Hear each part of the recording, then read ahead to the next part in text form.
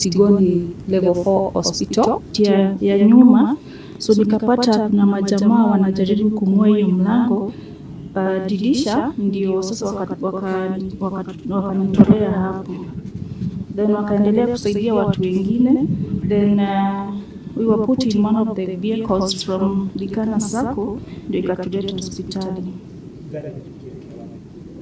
So we were from town going to Kijabi. Tumekuwa na wasamaria wema kutoka hapa kwa hii kijiji, na wameshughulikia wale watu walikuwa kwa hii accident, na pia askari wamekuwa na ndio wamefanya hiyo kazi yote ya kuhakikisha wale watu wale wameaga dunia wamechukuliwa kaenda mochari, wale wako na majeruhi wamepelekwa kwa hospitali. Former Deputy President Rigathi Gachagua has pointed an accusing finger at President William Ruto's administration for using violence against innocent students from Butere Girls High School over their drama festival play titled Echoes of War. The play has ignited a fierce debate over its theme that centers on a Gen Z uprising against an oppressive government. On Thursday morning during the National Drama Festivals in Nakuru, police officers lobbed tear gas at the students who were returning to their bus after declining to perform the play. Speaking during former President Mwai Kibaki's memorial service at Serena Hotel on Friday, Gachagua condemned the incident and wondered why the government would use such force on innocent children. That play would not have been banned in Nakuru if it had to be banned. Because it came all the way from the sub-county, nobody noticed. It went to the county, nobody noticed. It went to the region and it became number 3, nobody noticed. They only noticed about it in Nakuru, in the finals, because of a failed intelligence system. You know, that will not happen.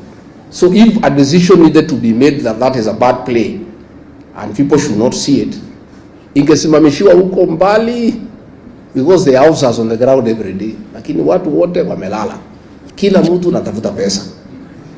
Hii serikali ni ya biashara, watu ya intelligence wanatafuta biashara, watu ya polisi wanatafuta biashara, rais mwenyewe anatafuta biashara. Sasa, you know, these are things that would make Mwai Kibaki turn in his grave. So when you look at the situation in the Sudan, we are allowing gold to be processed in Kenya and guns to be smuggled through Nairobi to go and kill children in the Sudan. So we are asking, what is this bile against young children? We saw the killing of the Gen Zs, the abductions of young children. What is this bile against innocent young children? Security agents acting on orders from above lobbed tear gas at young students of Butere Girls High School and members of the press at the National Drama Festival in Nakuru. It is an act of criminality against basic values of common decency. We are not talking about the Gen Z. This is the Gen Alpha. Kids, children being tear gassed, being injured, being denied one of the most fundamental freedoms in that constitution, freedom of expression. A child should be allowed to express themselves freely, not as a favor from the state, but it is a constitutional protection of our children. The Kenya Union of Post-Primary Education Teachers KUPPET National Chairman Omboko Milemba says it is regrettable that students of Butere Girls High School were entangled in political wars, condemning the police actions in Nakuru on Thursday. Milemba, while addressing the press, said the playwright can be sourced from outside the school, but the play should be directed by a teacher who has a TSC number and who has a school. Milemba, who also doubles up as a Muhaya Member of Parliament, said it is a dangerous thing to politicize the co-curricular activities. And therefore, what happened was so regrettable, given that students were entangled in political maneuvers and undertakings. The play as it is when it's written by a writer, should be allowed only to be presented and directed by a teacher who has a TSC number and who has a school, because all this is co-curriculum activities, whether drama, whether games, whether music. But we should not allow an outsider, because in this case, Malala in particular is not a teacher. And to bring him to be part of the directing of drama is actually politicizing schooling, politicizing the curriculum, and actually engaging the students in politics, which should never be the case. The students must be apolitical. And therefore, this is a good opportunity for not only the ministry but all players, including Parliament, who are involved in this space, to actually give proper directives on who should be in charge of games, school drama, school music, and other co-curriculum activities, so that it's specifically teachers who are in charge and directing these things. Because the students of Butere could have just done their drama without bringing a politician. To enter school, in fact, Teacher Service Commission, you must have a TSC number to enter school and interact with the students. And therefore, Malala, who doesn't have a teacher's TSC number, should not be allowed to block the students of Butere girls to do the drama that they wanted to do. I'll be asking the president, I'm therefore asking the president, that allow the politician Malala and other politicians who are around there to come away from that place. And allow the teacher of Butere girls to direct the play, because their teachers were supposed to be responsible. And invite the Butere girls in State House during the gala. Let them perform. And I'm asking you, pleading you with Mr. President, to sit and watch the drama and enjoy. It is interesting that we are having conversations on who is to direct, who is to play, because if you look at, for instance, just the sports in schools, you know, whether it's football, badminton, or volleyball, more often than not, it's not the teachers that train the students.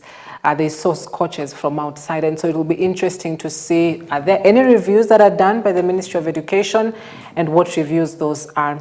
But still with the same story, now the human rights groups in Nakuru have condemned the hostility against the cast of the Echoes of War play from Butere Girls High School and other attendees at the National Drama Festivals in Nakuru. Speaking to the media, the lobby groups faulted the government for the students' harassment, adding that it poses a threat to freedom of expression under the Kenyan law. The rights groups demanded that the students should be allowed to stage their play like all the other competitors, noting that it raises dire questions when a state is scared of children's art. What has happened in this county is so diminishing. It is so frustrating that our government has intentionally violated the rights of our children who are in school and who had come here to perform during this festival that are happening here in Nakuru. We want to call upon and say that Honorable William Samoei Ruto, we have gone short of names to call you. We are asking you and we are telling you, as the Kenyans who voted for you, especially myself, we are calling upon you to say that our votes are being regretted, that we regret having voted for you.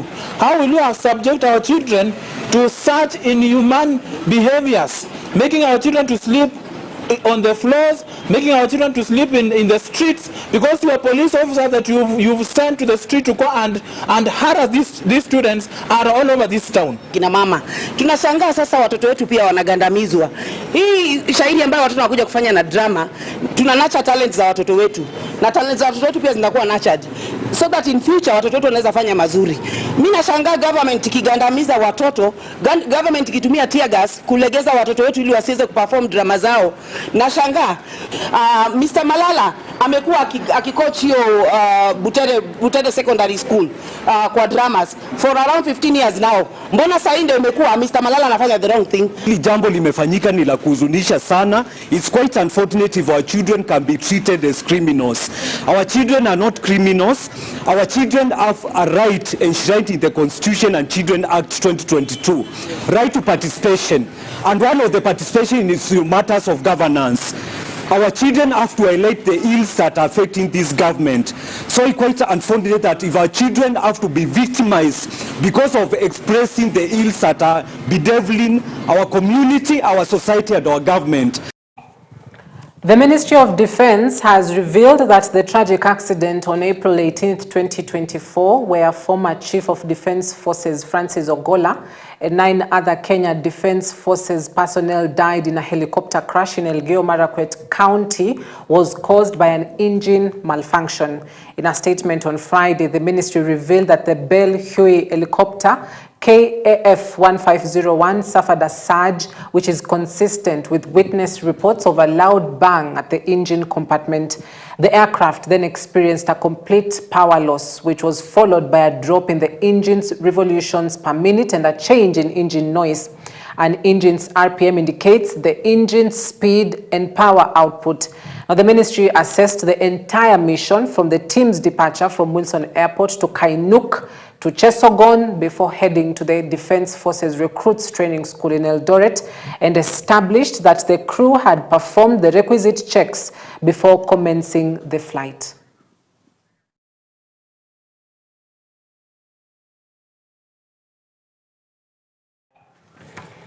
And of course, in a few days, we'll be marking the 1-year anniversary since that particular death that shocked the entire country. Former Health Chief Administrative Secretary Mercy Mwangangi has been appointed CEO of the Social Health Authority.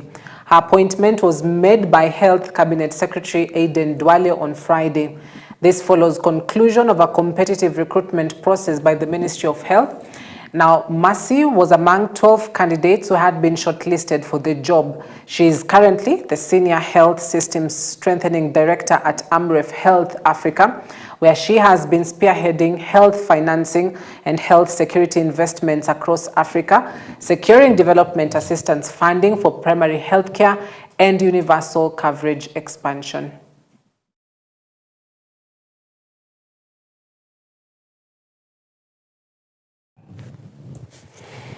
Interviews for applicants for the IBC commissioner positions continued on Friday, where 3 candidates faced the interviewing panel. Kennedy Ambuga was the first to be interviewed Friday. This is after 2 other people were scheduled to be interviewed for the positions on Thursday. Margaret Baraza, who was scheduled for the interview, has withdrawn, saying she no longer intended to proceed with the interviews. As an advisor for the CA elections, where that was after the unfortunate incident of the last Hindu monarchy, where at the same time there was the insurgence of the Maoists, and since I was with the UN volunteers, the skills that I had acquired were needed there, and I was deployed there as an advisor for the Constituent Assembly elections. We completed the mandate and the elections were done. Then I was deployed to the South Sudan as an electoral training officer, also with a monitoring component and capacity building, working with the stakeholders too. It's during my tour in Sudan, which was a post-conflict environment, that I honed skills in managing elections in situations which are not normal, especially where you have armed combatants being part of the electoral process and they seek positions in an election. That was a challenge that the referendum, which was for unity and secession, the UN had to ensure that there was impartiality in the commission, which was managing the civic and voter education. Said successfully the 2010 referendum. In the referendum, I was successful. I recruited temporary officials. I managed logistics and also built consensus.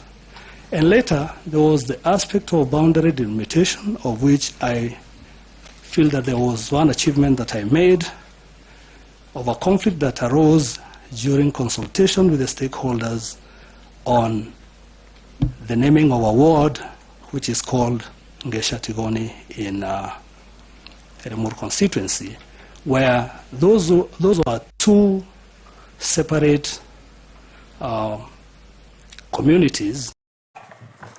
Deputy governors are pressing for a constitutional amendment so that their role can be highlighted in the constitution and funds allocated to their offices to enable them perform their duties properly. Speaking before the Senate Committee on Deployment, the leaders, led by Chairman Ruben Kamuri, have stressed that they have enough skills to run various county ministries. The leaders claim that they were used as a tool to help governors acquire votes during the election period, and after that being ignored and even insulted by governors. Now their statement has been supported by a section of senators saying that the proposal will help resolve the constant conflict between governors and their deputies. On what is expected of the deputy president, there is also an executive orders on the mandate and the rules and the functions of what the deputy president is supposed to do through those executive orders. But if you go to the counties, we are acting at the mercy, at the favor of the governors. The idea is that we didn't need to heal that lacuna and to see what can be best, what we can give the deputy governors, functions that will enable them to work and to function, and the latitude also to work for the people they represent. The council opines that rather than curing any perceived mischief, the bill could foment more tension in our counties by creating overlapping roles between the governor and the deputy governor, fueling inter-office rivalry. It will create two centers of power. And Chair, part of the problem in our counties also is the nature of our toxic politics from which we are not insulated. All right, that allows us to take a quick breather right here on EBN Weekend Edition. Stay with us. We'll be back shortly with more news making headlines. Of ODM candidates gunning for the party positions in the ongoing grassroots elections wants the party's National Election Board to nullify Mombasa's list of officials as no election was held. The aggrieved members have accused the election board of turning a blind eye to their complaints against the officials in Mombasa who have personalized the running of the party. Betty Sharon is accusing the ODM leadership in Mombasa of failing to conduct grassroots branch elections, and they now want the party's election board to intervene. Na leo tuko hapa kwa sababu tulikuwa tunadhania ODM itakuwa nafanya election, kwa sababu election ni ya grassroots, na leo ndio tulikuwa tunamaliza grassroots, tuko kwa branch na bado wamekataa. Uongozi wa ODM wa Mombasa wamekataa kufanya election. Wanasema au ni special. Na mimi natuma message kwa chair wa National Election Board, Madam Emily Awita. Tulikuja mpaka kwa ofisi yako na tukaongea na wewe. Nimeandika barua, tumeongea, lakini ni kama umekataa. Tulikuja hapa tangu asubuhi. Kwanza nitawapa poleni sana kwa kuja na mkae muda mrefu tukingojea. Wale walikuwa waje tuchaguane, hawajafika mpaka sasa. Saa hii almost saa 8 na hatujafanya chochote. Hii message naomba sana ifikie kiongozi wetu Bwana Raila Amolo Odinga. Makosa yote hutokea lakini jina yake yatajwa. Kama sasa tunaambiwa hapa Mombasa elections zimefanyika na kuna election yoyote imefanyika hata moja. Lakini tuasikia fununu kwamba kuna list imetoka ambayo inaenda kwa national office. Hapa toka asubuhi tumekuja tufanye election, lakini wajua watu lazima kuwe kuna wawili, mwenye kushindana na mwenye kushinda. Lakini sasa leo tumekuja kuangalia, tunaona sisi ndo tumekuja, hao wenzetu ambao wao ndo tushindane na wao hawako. Redeemed Gospel Church Buruburu, in collaboration with the Nairobi County Government Department of Health, on Friday organized a 2-day free medical camp to help residents in need of such medical services. The services provided to churches' children and residents include eye, dental services, cancer screening, laboratory services, and many other as well. Now, the camp expects to reach over 1,000 people within Nairobi County as the Social Health Authority becomes a hindrance to communities who are not able to access basic medical services. The free medical camp is not free to us. It is free for those who are being treated. To us, it costs us something, and we must go out of our way, mobilize for the drugs, and ensure that which is not donated, because we reach out to pharmaceutical companies to donate to us. Those who have not, the medication that we need and is not yet donated, we must go into our pockets and purchase. Well, of course, there is a people to say if they are finding a good example in us. But what I know, when we started, many churches were not doing this. And when we did our first free medical camp, we also passed it to other churches. Our mother church, where the Archbishop is, they also did a free medical camp soon after we did our first. You know, I'm talking about 15 years ago. Yeah, so they also did. So definitely it inspires people to do it, and we look forward to doing more and more. I am happy to know even the churches around where we are, they are also beginning to do free medical camp. Like now, we have just received some medications and the drugs from KAG East Assembly. All the medication, they did a free medical camp, and all the medication that remained, they have brought it to us. So we really thank God.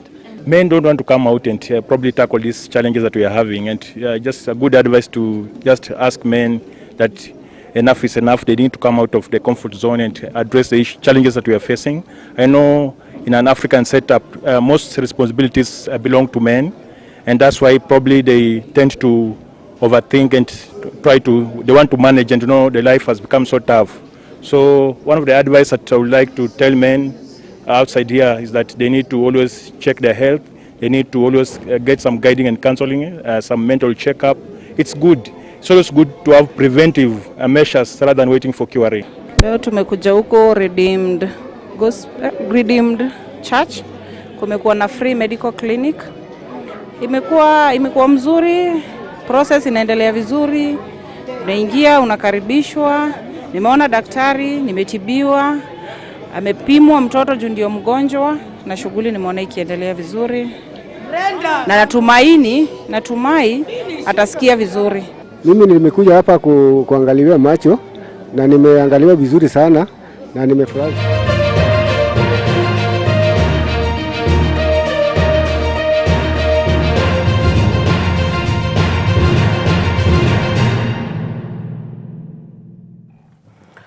President William Ruto has expressed satisfaction with the progress in the construction of the world-class Nairobi's Talanta Sports City that will significantly elevate the country's sports profile.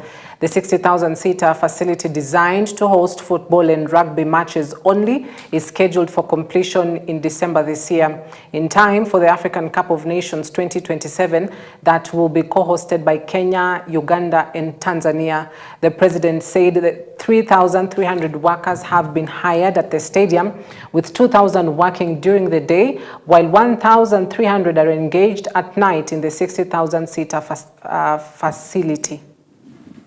Unajua kuna watu wengine wanasema ati watasimamisha affordable housing, watasimamisha mijengo kama hii, ati watasimamisha markets, ati wataondoa sijui mambo ya fund ambayo inasimamia hii mambo yote, kwa sababu hawaelewi ya kwamba hii miradi ya affordable housing, market, stadium, physical facilities inasaidia kuajiri vijana wengi katika taifa letu la Kenya. Kwa hivyo hii kazi tuendelee nayo. Mnasema tuendelee? Mnasema tuendelee? Na mimi nataka niwaambie hii itaendelea bila break. Si ndio? Hapo bila break, mimi niko hapo. Kazi bila break. Tunasema ni kazi bila. Tunasema ni kazi bila.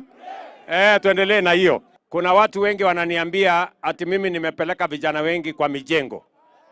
Mimi nataka niwaulize. Kuna mahali ingine plumber anaweza kufanya kazi bila kwa mjengo? Kuna mahali ingine electrician anaweza kufanya kazi bila kwa mjengo?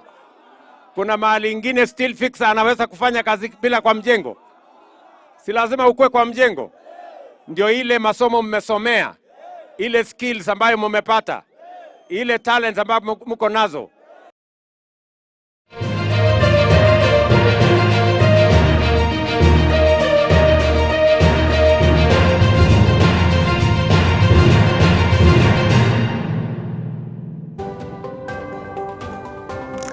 We hope that the stadium will be completed on time so as we do not forfeit the rights that we've been granted to host the AFCON 2027, because truth be told, that's one of the biggest sporting events that Kenya would have ever actually hosted, and it will be a crime literally for us not to be able to get to that level. So we hope that the stadium will be completed in time, and those that are being refurbished, Nyayo Stadium, Kasarani Stadium, will as well be ready on time. Well, at that point, allow us to wrap it up tonight. Thank you for watching. Laura Omondi has been our sign language interpreter tonight. My name is Cynthia Nanjala. We wish you a blessed night and a blessed weekend ahead.